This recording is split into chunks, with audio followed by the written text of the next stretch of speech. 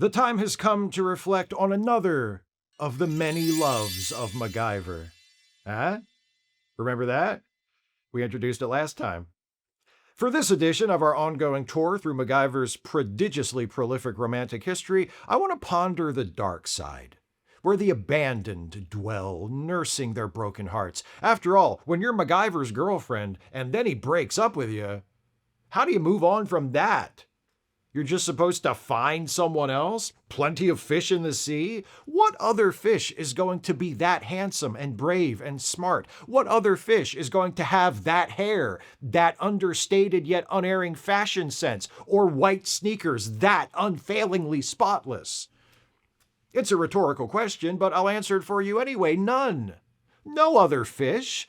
The sad individual who we are about to meet, Ellen Stewart, found that out. Many years ago, when they were young, she loved MacGyver and he loved her.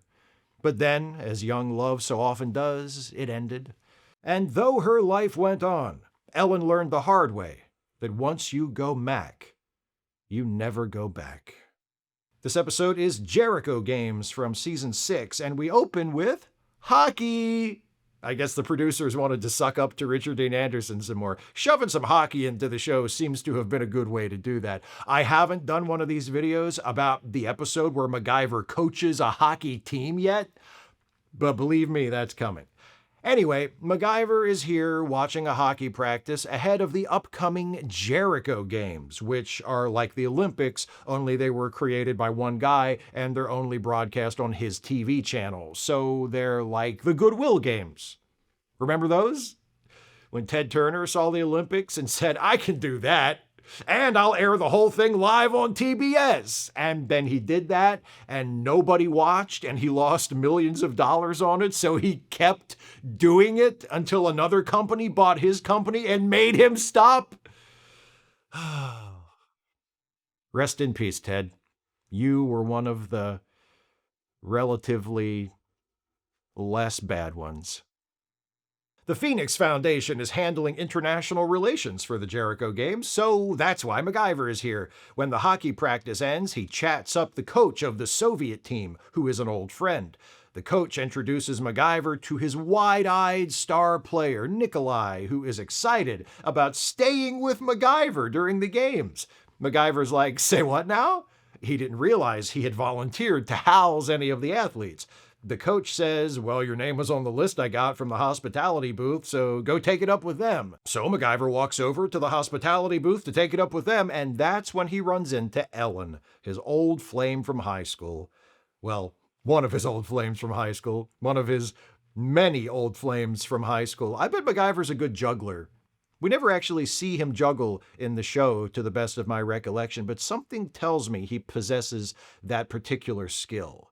MacGyver and Ellen haven't seen each other since high school graduation 20 years ago. She's helping out with the Jerico Games, and she admits to signing MacGyver up to host Nikolai, and further admits that she was hoping it would lead to her running into MacGyver.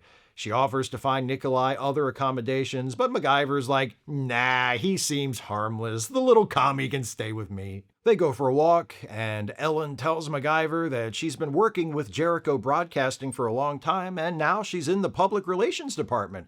She's no longer the fragile wisp of a girl who cried for weeks after MacGyver dumped her, an event which apparently took place on graduation day, and after which they never saw each other again until just now. That's cold, MacGyver. But luckily, Ellen's completely over it. Ha ha ha! Totally fine now. Everything's great. She has moved on. Except, no, she hasn't. Ellen takes MacGyver's hand and says, "It's like holding a memory. I don't want to let go. Was this the hand you used on me when you did 2 in the pink, 1 in the... Hey, Ellen, I've got to go get Nikolai settled in." As they stand there talking, a mysterious somebody lurks nearby, photographing them together. Fucking paparazzi. You get famous, and it's like you have no privacy. MacGyver brings Nikolai to his place, and Nikolai is impressed, to say the least. "You'll live on boat? And you'll have TV? And VCR? And food? Radical, dude!" He explains he learned English from watching American videos. I didn't know the Teenage Mutant Ninja Turtles made it to the Soviet Union. While Nikolai heads upstairs to unpack, Ellen shows up to give MacGyver his paperwork as an official athlete host. Then Nikolai comes downstairs shirtless with a boombox on his shoulder, sees Ellen, and is immediately embarrassed. "Apologies, I thought it was just us dudes, and I wanted to hang out with MacGyver stripped to the waist like real bros." He's watched Top Gun as well, I see. Nikolai retreats, and Ellen reminds MacGyver that he needs to bring Nikolai to a photo shoot later, and MacGyver invites Ellen to come along. "We can catch up on each other," he says. She's like, "Did you say climb up on each other?" "Down, girl." "Right here? With Nikolai right upstairs?" "Kinky, but if you say so." We cut to later. Nikolai is being interviewed on TV while MacGyver and Ellen stand by. As the interview continues, Mac and Ellen walk off on their own. They talk about MacGyver's job with the Phoenix Foundation, which he finds difficult to describe. Ellen gets right to the point. "Are you seeing anybody right now? Are you single? Are you available?" MacGyver says, "I'm seeing someone. She's on assignment for Phoenix right now," which is either true, and we've just never seen this person he's talking about, which fits right in with both the loose continuity of the series and the ever-marching parade of ladies who constitute MacGyver's love life, or is MacGyver feeding Ellen a line of bullshit in an attempt to discourage her from flinging herself at him crotch first, which she's been doing from the moment they saw each other at the hospitality booth. If it's that second one, it doesn't work, because the next thing Ellen asks is it serious? And that leads into a conversation about how MacGyver has a problem with commitment. "When I was a kid, everyone I loved in my life died," MacGyver says, attempting to explain. "My grandmother, my father, my best friend." Ellen's like, "I didn't die. Unless you mean dying in your arms, in which case I did, except for the times I faked it." MacGyver changes the subject to Ellen. "Did she ever get married?" "Yes," she says, 3 times. She hasn't been so successful in the relationship department. She always thought the end of her relationship with MacGyver was her fault. "It wasn't you," MacGyver assures her. "It was me." Ellen tells MacGyver that she missed him. "Really? You couldn't even tell?" And they kiss. And as they kiss, that sneaky dude with the camera snaps some more shots of them from a distance. Camera guy delivers the photos to this guy, Ralph Jerico, who was in the middle of flirting menacingly with his mistress/employee.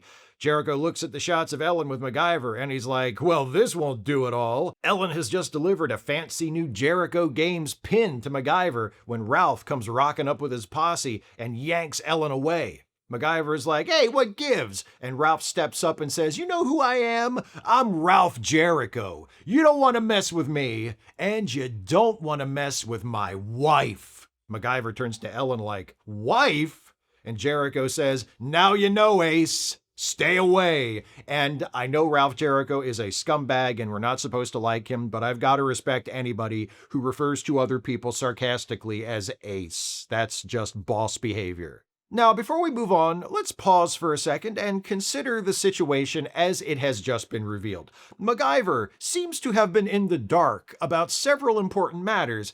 He's working at the Jerico Games, which are being broadcast on the Jericho Broadcast Network, and yet when Ralph Jericho, creator of those games and of that network, walks up, MacGyver doesn't seem to recognize him. Is MacGyver that out of the loop? And not only does MacGyver not recognize Jericho, he also doesn't know that Ellen, his old flame from high school, is married to Jericho. You can bet your ass I'd know if one of my ex-girlfriends from high school was married to a billionaire TV mogul. If I had ex-girlfriends from high school. Ellen shows up at MacGyver's place to apologize. MacGyver is pissed at her until she shows him the bruises on her neck. "Your husband did that?" MacGyver asks. Ellen says that Ralph Jericho is an abusive monster, but she's afraid to leave him because of how rich and powerful he is. Then, camera guy walks in. He followed Ellen here on Jericho's orders to make sure she wasn't late for the opening ceremonies of the games. He grabs Ellen's arm to take her away. MacGyver starts to intervene, but camera guy says, "Hey man, nothing personal. I just do what I'm told." And then he punches MacGyver in the face. Well, that's not a very nice thing to do, but if his boss told him to, it's probably a pretty good job. After he shakes off the punch, MacGyver marches into the Jericho Broadcasting Network's headquarters and confronts Ralph Jericho in the lobby, accusing him of being a wife beater. Ellen is there too, and she denies the charge, and they all leave so they can make the opening ceremonies. MacGyver goes home and finds a recorded message from Nikolai asking him to videotape the opening ceremonies on TV at 3 o'clock. MacGyver's like, the little twerp taped over my copy of the Purple Rain soundtrack to leave me that message, but sure, okay. And he pops the tape in the VCR and turns on the TV. As he watches the coverage leading up to the opening ceremonies, MacGyver sees something kind of funny. Himself, walking by in the background. Luckily, he was taping it. He rewinds and watches it again just to be sure. Yeah, that's him. Only, it's not him. He's not there, he's here. An understandably confused MacGyver rushes out. We cut to the site of the Jerico Games in time to see Ralph Jerico gunned down by MacGyver's lookalike. The cops show up, and Ellen tells them, it was MacGyver. The fake MacGyver makes a run for it, and Nikolai, who was standing right there when Ralph Jerico was killed, takes off after him. Nikolai witnesses the fake MacGyver pull off his Mission Impossible mask to reveal that he is actually Camera Guy. Camera Guy sees Nikolai and shoots at him, but Nikolai ducks behind a car. Just then, the real MacGyver arrives on the scene, driving the classic 1957 Chevy Nomad, which he inherited from his grandfather earlier in this season. It's better than that fucking two-tone pickup he was driving, but still inferior to the Jeep, which was, is, and always will be the perfect vehicle for MacGyver. I will die on this hill, but you will have to kill me. Nikolai runs off by himself, Camera Guy gets away, the cops show up and arrest MacGyver for killing Jericho. MacGyver is left alone in the back of the squad car while the cops turn their attention to crowd control, so Mac takes the opportunity to pick his handcuffs with his JBN pin and escape by clinging to the underside of a departing truck. I feel like MacGyver's usual cleverness received an invaluable assist from the gross incompetence of the police in this case. Cut to Camera Guy pulling into an empty warehouse to meet with Ellen, who it turns out is evil. She put him up to disguising himself as MacGyver and killing her husband. Camera Guy informs her of the complication of Nikolai seeing him unmask and then running away, and Ellen's like, don't worry about it. I gave Nikolai my number. If he's in trouble, he'll call. Camera Guy's like, how do you know? And Ellen sneers, because men really are stupid. That night, MacGyver sneaks into the Jericho Broadcast Network offices, which he's easily able to do by entering through an unlocked and unguarded side door because I guess they haven't increased security at all, despite the fact that the guy their company is named after was murdered a few hours ago. MacGyver goes to Ellen's office, snoops around for a few seconds, and finds a plaster mask of his face and photographs of him in the wastebasket. Good thing Ellen chose to dispose of all that incriminating evidence in her office trash, eh? Also, MacGyver listens to her answering machine and hears a message from a panicked Nikolai, who was calling Ellen for help just as she predicted. Oh, Ellen's here. Hi, Ellen. MacGyver waves the evidence in her face and says, you set me up. And I bet you faked those bruises on your neck too to make me think Ralph Jericho was a wife-beater when in reality he was a beautiful soul and a gentle saint of a man. Ellen's like, no, Ralph really was an abusive piece of shit. MacGyver's like, why did you use me? Ellen says, because I loved you in high school and you threw me away. And that's when it all started. First you left, then my father ran off with another woman, then I had 3 shitty marriages to 3 shitty men, the last of whom was Ralph, whose interests included young blondes and wife choking. I would have divorced him if not for our prenuptial agreement, which guaranteed that I would be left with nothing. MacGyver starts to call the police, but Camera Guy steps in with a gun. He takes MacGyver outside as the phone rings. Ellen answers, it's Nikolai. She tells him to calm down and come meet her at the JBN building. After the commercial, in an economical bit of storytelling, we fade in to find that Nikolai has already shown up and been captured by Ellen and Camera Guy, and now MacGyver and Nikolai are being marched down a hallway at gunpoint. They're locked in an incinerator. Camera Guy turns it on and then leaves them alone. I don't want to tell Camera Guy his business. I know he's a professional and all, so I hope it's not too presumptuous of me, but if he's going to incinerate them anyway, why not shoot them first? I'm sure there's an excellent reason that is beyond my limited layman's understanding. As the incinerator fires up and the room starts to heat up, MacGyver begins improvising their escape. Fortunately, there are some metal rods laying on the floor. MacGyver joins two of them together to make one long one, then uses it to poke out the little glass window in the incinerator door and push the cartoonishly large operating lever on the incinerator's engine from fry their asses to the off position.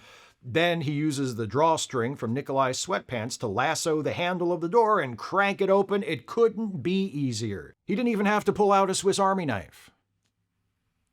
Do you think that's what Ellen used to say to MacGyver to initiate sex back in the day? Pull out your Swiss Army knife? Or was it the other way around? And she would say, whip it out. And he'd pull a Swiss Army knife out of his pocket. And MacGyver would laugh because it was funny. But Ellen didn't think so because she just wanted to fuck. They were probably an attractive couple, but I can imagine there being some problems. Anyway, MacGyver sends Nikolai off to call the cops, then knocks out camera guy with a camera crane when he returns. Poetic justice. Ellen shows up and holds camera guy's gun on MacGyver. She's like, you care about everything, MacGyver. Human rights, gun control, the environment, everything but me. You never care about me. MacGyver's like, look, what do you want me to say? That I'm sorry I dumped you like a sack of garbage on our last day of high school and never spoke to you again and broke you emotionally in a way you've never recovered from? Okay, fine. You dragged it out of me. I have some regrets about certain things. Ellen fires off a couple of shots to the side of MacGyver and tries to get him to admit that he never cared about her. But MacGyver says, Ellen, we were just teenagers. You know I cared about you. And she lowers the gun and starts to cry. And they embrace, and she sobs, why couldn't you just love me? We were the perfect couple. Everybody said so. We get an epilogue where MacGyver says goodbye to Nikolai, who is wearing a gold medal he won during the Jerico Games. Nikolai asks what will happen to Ellen, and MacGyver mentions that she's going to be psychiatrically evaluated. Nah, she conspired to murder a billionaire. She's going to prison. After Nikolai and his coach take off, MacGyver digs out his old yearbook and turns to the page where Ellen signed it. Everybody says we're the perfect couple. Forever and ever, it reads. MacGyver and Ellen were a match made in heaven. They were perfect, so everyone said. But then Mac went away and left Ellen to say that she wished she was dead. She caught up to him 20 years later and almost murdered him in an incinerator. But she should have known that MacGyver would always survive. And soon he'd be waving his crazy ex-Ellen goodbye. Whoa, whoa, whoa, whoa, whoa, whoa. I believe Ellen is unique in the densely populated pantheon of MacGyver ex-girlfriends in that she is the only one who is driven to madness specifically because of her breakup with MacGyver. She's not the only MacGyver girlfriend to be a criminal. In an earlier video in this series, I talked about the episode The Negotiator, where MacGyver's new girlfriend Deborah turns out to be an assassin hired to kill him. And she's not the only MacGyver girlfriend to go mad. In my most recent look at one of the Many Loves of MacGyver earlier this year, I talked about the episode 2 Times Trouble, which features Roxy, or is it Carla, who MacGyver also dated in high school at some point, and who winds up going cuckoo for Cocoa Puffs, but for non-MacGyver-related reasons. Only Ellen can attribute her criminal activity and her emotional instability to an obsession with MacGyver. And the more I think about it, and the more I've watched this episode over the years, the more I feel like Ellen is at least justified in how she feels, if not in what she does. What she does is inexcusable. Just hire a hitman to kill your dirtbag billionaire husband, Ellen. Don't frame MacGyver for it. That's wrong. But Ellen's feelings? They are totally understandable to me. She and MacGyver were a couple. It seemed like things were serious, or at least getting serious. And then not only does he dump her, he apparently ghosts her for 20 years? It's a little fucked up, Mac. I know it was high school. I know Ellen seems to have been a little overly attached. I get it. But even with those allowances, there must have been a better way to handle that. You don't have to date the girl forever. Break up with her if that's what you want, but let her down easy. Don't drop her like a hot potato and leave her to spend the next 20 years thinking it was her fault. At one point in the episode, MacGyver gives her the old, "It's not you. it's me, which seems to sort of make Ellen feel better about the end of their relationship. But you're meant to feed them that line of bullshit when you break up with them. Not 20 years later when you run into them seemingly at random and it turns out they're still super into you. Come on, MacGyver, I thought you were smart. You break up with her gently, sensitively, you tell her you're sorry, you take the blame, you promise you'll always be there if she needs anything. You tell her she can write you or call you whenever she needs to talk, and you say to her, one of these days, you're gonna find the guy you're supposed to be with, and when that day happens, he will be the luckiest guy in the world, and you'll be so happy with him that you'll forget all about me. That's what you do. Or if you can't handle that, you fake your own death, change your name, and start over somewhere else like a man. One of the recurring themes of the series is how awesome MacGyver is. In a sense, that's the premise of the series. Why should we be interested in watching the adventures of this guy? Because he's awesome. This episode reinforces this point in a way that is indirectly hilarious. MacGyver is so awesome that even though he rips out her heart and stomps on it before embarking on a life of high adventure, Ellen spends the next 20 years pining for him. Getting kicked to the curb by MacGyver not only breaks Ellen's heart, it breaks her brain. Not being with him fucks up her entire life. MacGyver is just that amazing. One of the things that makes MacGyver, the show, so amazing is how casually ridiculous it is, and on that score, Jerico Games does not disappoint. I always like to point out examples of what I regard as genuinely good writing in these episodes. Jerico Games doesn't have many such examples. I do think having MacGyver see his double on TV while he's getting set to watch the opening ceremonies is a clever way to have MacGyver realize some shit is about to go down. But the existence of and nature of the double is one of the goofiest bits of the episode. I know it's a trope that's been used over and over on TV and in film for decades, but I still chuckle whenever a show is so nonchalant about presenting something as outrageously fake as the Mission Impossible mask bit. The killer, camera guy I call him, his actual name is never established, is able to perfectly impersonate MacGyver by wearing a rubber mask, which he's then able to peel off in seconds once the job is done. Those masks don't exist today. They definitely didn't exist in the early 1990s when this episode was made, and they absolutely were not something that you could just whip up in your office in your spare time, as it is implied Ellen does with this MacGyver mask. Speaking of that, while having MacGyver see himself on TV is a clever way to have him find out about his impersonator, there's nothing clever about how MacGyver learns that Ellen is the one setting him up. He sneaks into her office and finds all the evidence he could ever need just sitting right out in the open. Makeup spread out all over a table, a plaster cast of his face, and photographs of him sitting in a trash can in full view.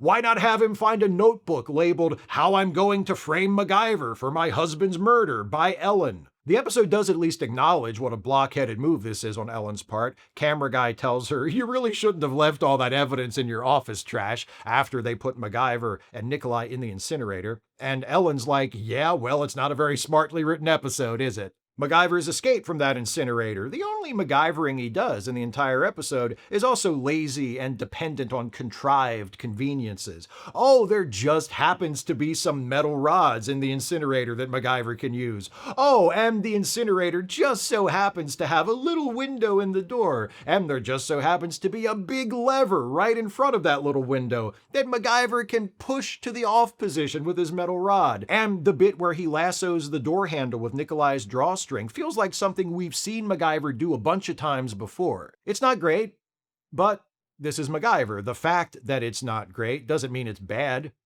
I mean, in one sense it is bad, but I don't judge MacGyver in the same way I would judge most other shows. Because when MacGyver is bad, it's good. The worse it is, the more implausible it is, the more contrived and shoddily assembled its story is, the better it is. As is often the case with MacGyver, this episode benefits from an outstanding crop of guest stars. Ellen is played by Marianne Pascal, who isn't as familiar to me as the others. She was a cast member of the 1980s Showtime sitcom Brothers, but I never watched that, and she had guest roles in several other shows from the mid-1980s through the mid-90s, but nothing as memorable to me as her role in this episode. Pascal gives Ellen a certain calculating quality, a look in her eye, maybe, that tells us she isn't totally to be trusted. Her love of MacGyver comes across as genuine, but the bitterness that goes along with it is hiding behind it, just visible enough for us to know it's there. That means the reveal that Ellen is actually the villain doesn't play as much of a surprise, but like I said, this is MacGyver. In a show this cheesy, telegraphing the supposedly shocking identity of the villain only enhances the enjoyment. Pascal also does a good job playing Ellen's final breakdown, when she drops her gun and sobs into MacGyver's shoulder, pounding his back helplessly with her fists and yelling, "Why couldn't you love me?" She seems so genuinely hurt that even though she just tried to murder MacGyver and that poor Russian kid a few minutes before this, I still feel bad for her. Paul Haddad plays that Russian kid, Nikolai. He popped up in a few shows in the 80s and early 90s before shifting to doing mostly voice work. He plays Nikolai as a parody of the naive immigrant, continuously amazed at everything he encounters in America. When I think about it, it's kind of funny that Nikolai is set up early on as both a hockey player and as MacGyver's wacky mismatched roommate, and neither of those end up coming into play much at all. We see him playing a bit of hockey in the beginning, and there's that awkward beat at MacGyver's houseboat where he walks in shirtless when Ellen is there, and it's at Nikolai's request that MacGyver is taping and watching the opening ceremonies so he can catch sight of his doppelganger, but other than that, the Nikolai as MacGyver's roommate angle doesn't figure in. This being MacGyver, I don't know if the episode goes in a different direction because the writers chose to subvert expectations or because the writers produced a shitty half-assed script. But this being MacGyver, it doesn't really make a difference. Camera Guy is played by Madison Mason. I call him Camera Guy. The episode doesn't give him a proper name, and the IMDb credits list his character as Private Detective because he's a private detective who Ralph Jerico hires to follow Ellen around, and then Ellen turns him to her side and enlists him in her plot to murder Jericho, which is smart on her part. Who better to hire for a killing than someone who doesn't even have a fucking name? Good luck with that one, cops. Mason is a very familiar face, having lent his imposing, enigmatic presence to numerous TV and film projects from the 1970s on up through today. He appears in 2 other MacGyver episodes before this one. He's a go-to guy if you need a hitman or like a politician or a general, some sort of stoic authority figure. If they ever made a movie where Abraham Lincoln turned out to be a serial killer, I think he'd have been good for that. He's got a very Lincoln but a murderer vibe. The last guest star I'll mention is Robert Pine as Ralph Jericho. He only has a few scenes before he gets greased, but man, he does a good job of getting across what a piece of shit Ralph Jericho is. Sleazy, abusive, hypocritical. He really does have it coming. Pine is by far the most prolific of all the guest actors in the episode, with a career in TV and film stretching back to the mid-1960s. He's turned up in everything from Lost in Space to Bonanza, to The Love Boat, to Baywatch. He's a terrific actor with impressive range. One of my favorite appearances of his is in Home from the Sea, one of the best episodes of Magnum P.I., where he plays Magnum's father. Pine is a reliable character actor who improves every project he's a part of, comedy or drama, well-crafted art or entertaining schlock. The key to the episode's appeal, however, is the same as it is in every other episode. MacGyver himself, Richard Dean Anderson. He's just so damn likable. Even in this episode, when the situation he finds himself in is kinda his own fault, which is not to say that he deserves it, just that it's the result of his own past actions coming back to bite him in the ass, it's impossible to side against the guy. Yeah, it sounds like he was a jerk to Ellen back in the day, but come on! He didn't mean nothing. He loved her, but it was time to move on. High school was over, man. He had to shake off the dust of that Minnesota town and see the world. Serve in Vietnam, become an Olympic-level hockey player, and a race car driver, and a hellfighter. Graduate from college with a physics degree and a chemistry degree. Become fluent in multiple languages and become an expert outdoorsman and survivalist. Work for a government agency that's a lot like the CIA, but not the CIA. Then go to work for a private company that does a lot of the same stuff, but also apparently everything else. And date about 1,000 more ladies. Just like the back of his hair, he cannot be tamed. He will not be tied down nor forced to occupy the box where you think he belongs. Do you think you alone could provide for his interests and sate his desires, Ellen? Oh, you foolish girl. Neither you nor all the most beautiful women who ever lived could hope to domesticate him. No matter how well fitted and comfortable the bridle, he will shake it loose and bolt, for he must be free. He belongs to none but himself. He is he who may be had, but cannot be kept. He is MacGyver. Ellen found out the hard way. You want to see his Swiss Army knife? He'll show it to you. But don't get attached.